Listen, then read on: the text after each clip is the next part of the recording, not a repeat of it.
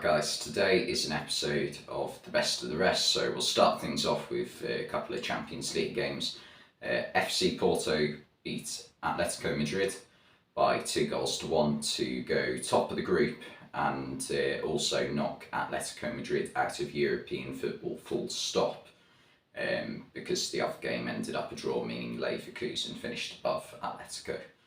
And Porto were very impressive attacking wise, but Atletico have been a team who have never really been great attacking wise in their peak over the past 10 years, but they've always been very good defensively. Well, that's no more. They were poor defensively and attacking wise. They didn't look like a Champions League side at all.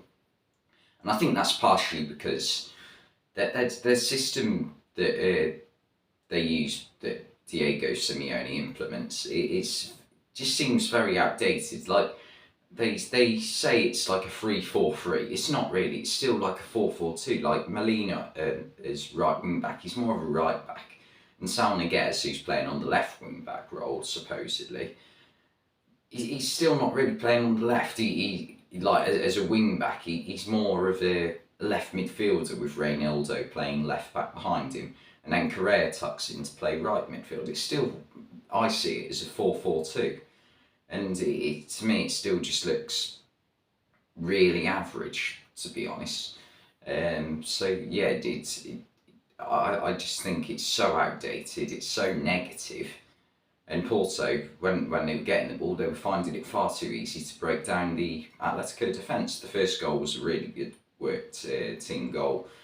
Came from Pepe Aquino running down the right wing with the ball, and I mean, fair play to him. He had to put up with going to war on last Tuesday, because he was taking some knocks and he still managed to carry on. And yeah, he did well to play a big role in setting up the goal, which finished off with a Mediterranean tapping, who is in brilliant form. Going into the World Cup facing England in the group stage. He'll be one for England to watch out for, because he is in terrific form at the moment and is capable of scoring more than a few goals. So yeah, that put them 1-0 up, and from then on it was never going to be in jeopardy for Porto, I don't think. Eustáquio got a second, well-taken finish, placed it into the bottom left corner. And even Jan Oblak, who hasn't been in great form over the past couple of seasons, he had to make a couple of great saves to stop it from being even more for Porto. And yeah, Atletico, as I've said, just so negative. Griezmann's not the player he was. Even though they did make a massive 80 million profit in like a 2-year loan to Barcelona, it's still, they probably should have left him at Barcelona, if that makes sense, because he just isn't the player he was 5-6 years ago. And João Felix, that's not looking like one that's working out at all. I think he's been at Atletico 3 years now. He's had a couple of decent seasons, couple of average seasons, but he's still not turned into a £125 million player that they bought 3 years ago. So I think partly it's down to the system that they play, and also partly they need to just move him on. He needs to join a club that's more suited to the way he plays football. And yeah, it didn't look great when he got subbed off. I think he just went straight down, sat on the bench, didn't talk to anybody. So doesn't look like it's a great situation for him at Atletico right now, so I'm sure there'll be clubs sniffing around him in the next 12 months or so.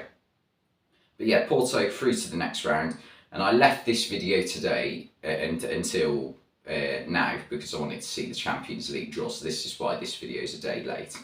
And Porto have got Inter Milan, I think, so that'll be a tricky tie, but a doable one for Porto. So it'll be interesting to see how they do against Inter. And Atletico, yeah, they're out. So yeah, but Porto, they look really impressive. The only downside was the own goal they conceded in the last minute from even Marcano. Not a lot you could really do about it. Savage was going for the ball, he had to get something on it. Unfortunately, he went into his own net. And then Real Madrid beat Celtic at the Bernabeu, and it was an easy game for Real Madrid, really. Let's be honest, a couple of penalties in the first half and some really good goals in the second half. That was more than enough for them to beat Celtic. They were just really good, Real Madrid. Celtic are a team who I just don't think are quite Champions League quality. They're very good going forward. They've got some good attacking players like Abada, Kyogo, Jota, who came off the bench and played really well. Rio Hatate as well. He's quite good at going forward from like an attacking number 8 position. But yeah, Real Madrid just had too much for them in the end. The first half there were 3 different penalties, but 2 of them were handballs for Real Madrid. And I think they were both handballs. At the end of the day, it's a shot on goal. So if your hand blocks a shot on goal, it's got to be a penalty. These are the rules these days. Valverde completely makes a hash of the shot on the first one, but still, Jens, I think it was, still, throws his arm at it. It's not intentional at all. It's just a momentum thing. Hits his arm. Penalty scored by Modric. And the second one, I think it was Rodrigo who took the shot, and it got blocked by an arm again. This time, Rodrigo himself took the penalty and scored. And yeah, made it 2-0. And then Celtic got a penalty of their own. I don't think it was a penalty. I think Ferland Mendy got just enough of the ball to stop it from being a penalty. But the problem was it was hard for the referee because he didn't actually change the direction of the ball. He just moved it forward a bit more when it was already going out of play. So it was a tough one, but I think he did get the ball. Regardless, Juranovic's penalty was saved by Thibaut Courtois. And Courtois, can you imagine taking a penalty against him? He just, I know he's not the tallest keeper ever, but for some reason he just looks so big when he's like on the line. Like there's even probably goalkeepers who are taller than him or bigger. Well, not bigger, but that's the point I'm trying to make. There's even goalkeepers who are like taller than him in the Premier League now, but for some reason his frame just makes him look really big. I have no idea why, but I've always thought it. Even when he was playing for Atletico Madrid and Chelsea, he just looks like impossible to get the ball past. And yeah, he made a really good save. Second half, Real Madrid just turned it up a notch. Celtic had a couple of opportunities in the first half, but they had barely anything second half until Jota came off the bench and scored a wonderful free kick. But by this time, it was 5-0 Real Madrid, so it didn't really matter at all. The third goal, really well taken finish by Asensio. He's sort of been a forgotten man at Real Madrid over the past few years since he sort of burst onto the scene back in 2016, 2017. And yeah, like there's been talks of him being offloaded by Real Madrid. So yeah, it's not been a great few years for him. As well as the fourth goal, brilliant cross by Valverde, simple finish for Vinicius, who had missed a couple of chances in the first half. To me though, it just looked like Vinicius was like he wasn't playing football first half, he was playing FIFA Street. Just like he attempted a rainbow flick at one point. He was just trying to like not showboat, because showboating to me is when you do a skill and it has no purpose whatsoever. You don't beat the defender, you just do it because it looks cool. I think as long as a skill has a purpose to it, and if it's going to help you beat your man, then use it by all means. But I'm not a showboating fan if it has no purpose to it. Like there's been this debate about Anthony recently for Man United. I think the double spin that he did, I thought that was a little bit too much, but I've seen him do the spin before and it's helped him get past play. So if he does that, then fair enough. But yeah, it was a good cross by Valverde, but also an excellent goal by Valverde for the fifth. He whipped it into the bottom corner, and he's got to be seen as one of the best midfielders in Europe right now. He's having a superb season for Real Madrid. Real Madrid have drawn Liverpool in the Champions League. And I can tell you this for now, I'm not looking forward to it. We've played them 3 times over the past few years, lost every single tie. So yeah, not looking forward to that. But they look like a really good team right now. And then in the Saturday tea time kickoff, Leicester went to Goodison Park to play Everton, and it was a very fiery game to start with. Excuse the pun there, bonfire night. And yeah, both teams had chances early on, but I thought Leicester overall in the game did enough to win it. I thought Everton, after a while, they sort of went off the boil a little bit, and whereas Leicester kept up the pressure throughout most of the game. And I think part of this is down to one player in particular, and that's James Maddison, who for me needs to go to the World Cup. I think it would be absolutely criminal if he doesn't go to the World Cup. He got a couple of assists in this game again for Youri Tielemans and Harvey Barnes. Now I'm gonna say one thing though. The couple of assists he got, they I mean they were good passes, but they didn't really set up great goal scoring opportunities. It was more the players who scored the goals who should receive the praise. I mean, Youri Tielemans is first. His goal was just incredible. It was like a Ruben Neves type goal. Controls it, flicks it up, volleys it right into the top corner, kisses the crossbar on the way in. Jordan Pickford dived for it, but he had absolutely no chance in saving it. And the second one at the end of the game, Harvey Barnes takes a touch and fires it into the net. It did take a small deflection off Decore, which might have just taken it away from Pickford in the end, but yeah, still really good finish. And I think Leicester did do enough overall to win the game, but the improvement at Leicester over the past month or so has been incredible. Wout Faes in defence has proved me wrong. I thought after watching him for the first time in the game against Spurs, I thought he was going to be like a shocking signing, but he's made a massive difference since he's come into the team, so fair play to him for that. And also Danny Ward, I think although he still has a few moments where he looks a little bit problematic on things like corners when he's coming for crosses, his confidence levels have clearly gone up, and he is much better in goal at the moment. Like his distribution is a lot better at the moment. He's less like shaky when he's on the ball, and that was a problem in the first few weeks of the season, so fair play to him for that. He's improved his game massively since the first few games, where he was quite poor, to be completely honest. But for Everton, it was a little bit disappointing that they should have taken the lead early on through Iwobi. But yeah, after about 20 minutes or so, they just lost their momentum a little bit. And Calvert-Lewin went off injured again in the second half. Idrissa Gueye as well had to go off at half time. So yeah, a couple of injury worries there.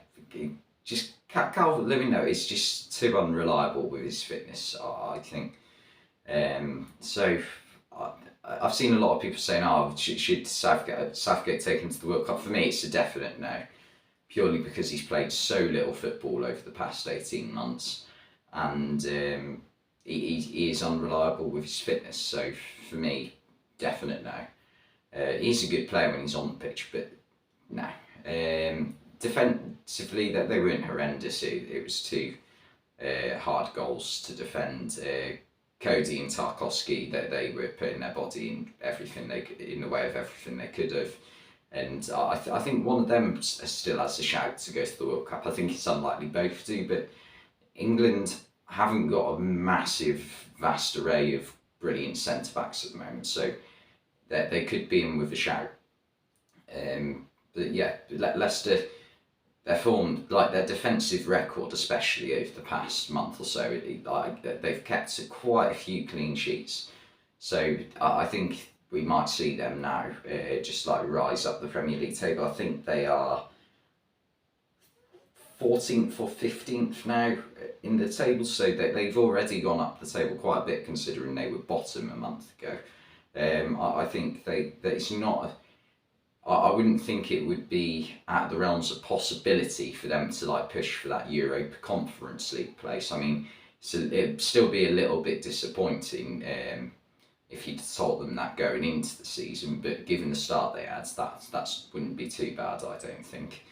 But yeah, for Everton, it just looks like another season where they might do a bit better this year than just narrowly avoid relegation, but I can't see them really getting into the top half of the table, to be completely honest. And then in the early kickoff on Sunday, midday kickoff, Arsenal beat Chelsea by a goal to 0.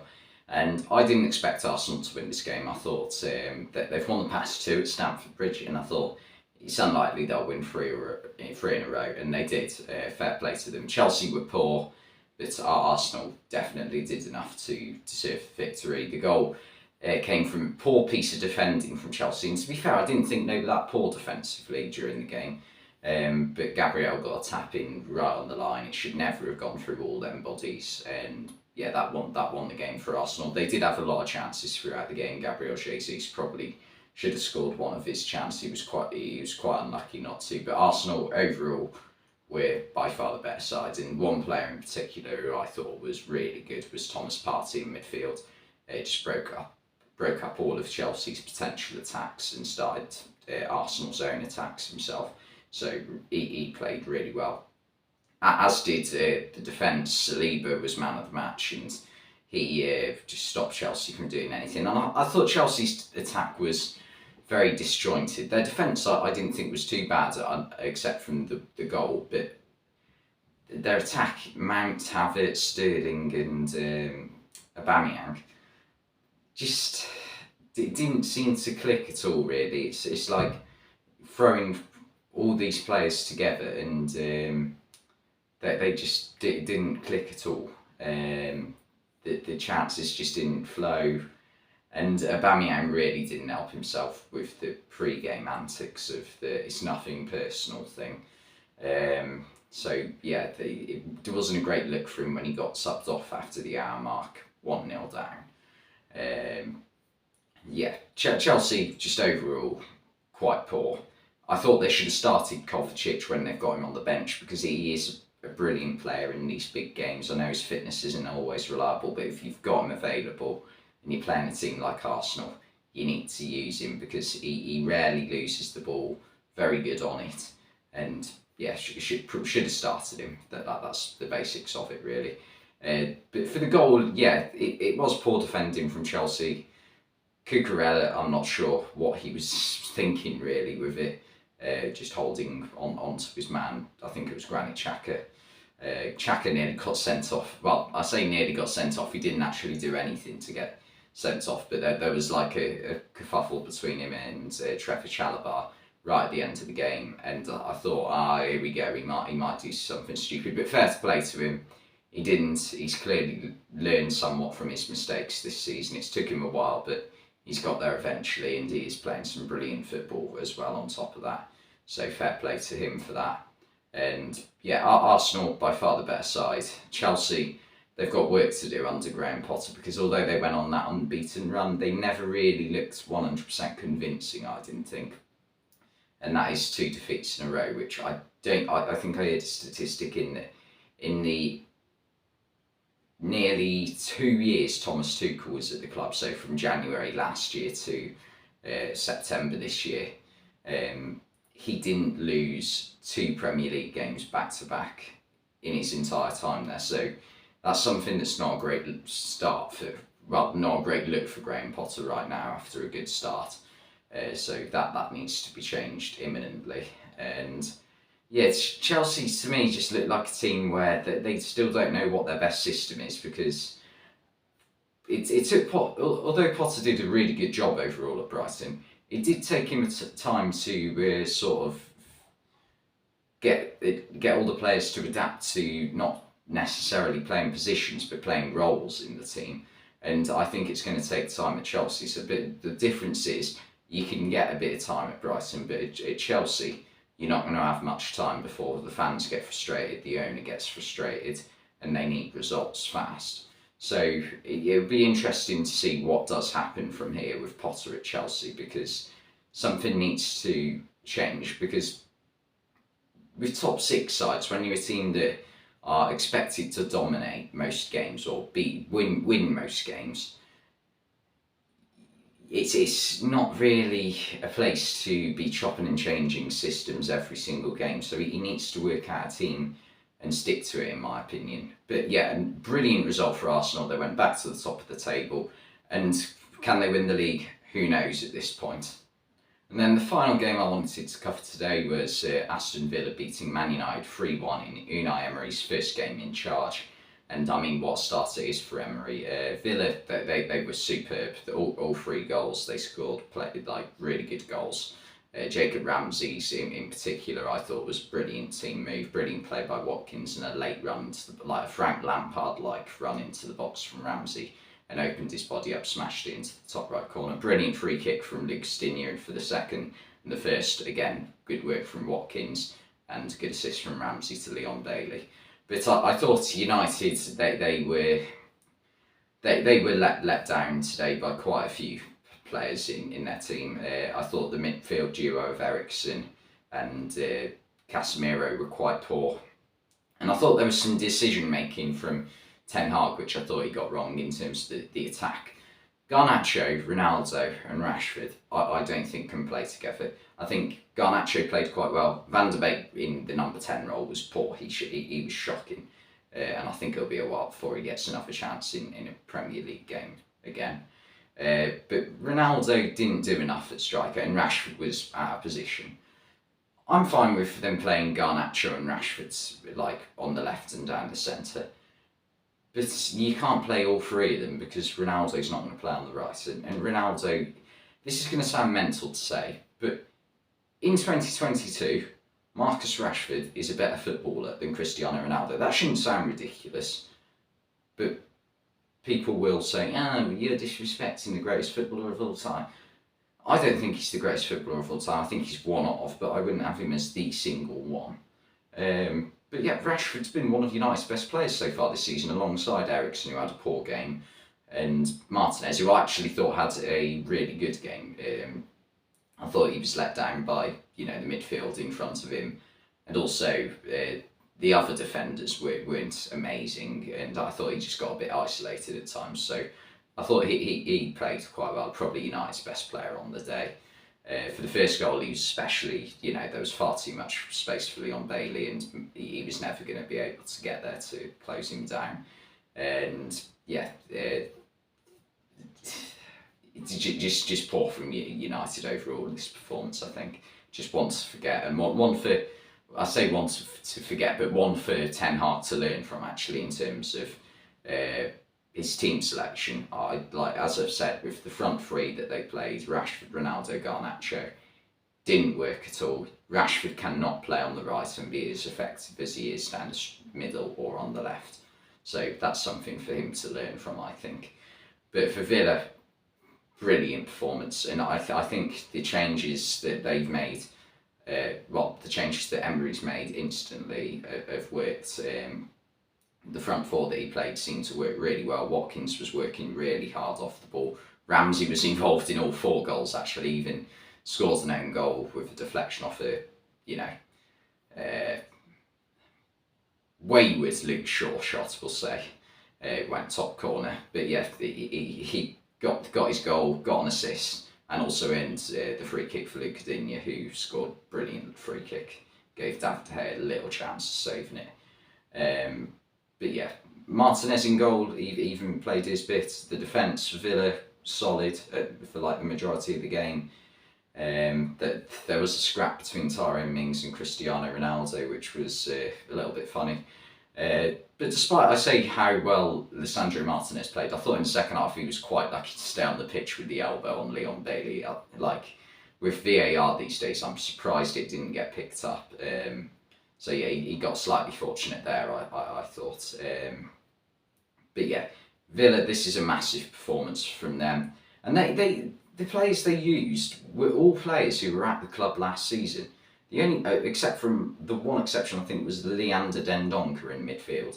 But apart from that, they were all there last season. So I think you've got to look at Dean Smith and Steven Gerrard and ask the question, why never try this system? Because it just worked so much better, so much more free-flowing football. And also, you've had a solid midfield in front of the defence, which has been a lot of the problem this season for Villa as well. So yeah, good start until life under Unai Emery for Villa, and just a poor one from Man United, and on to the next game for them, I suppose. But anyway, thanks for watching this video, and I'll see you next time.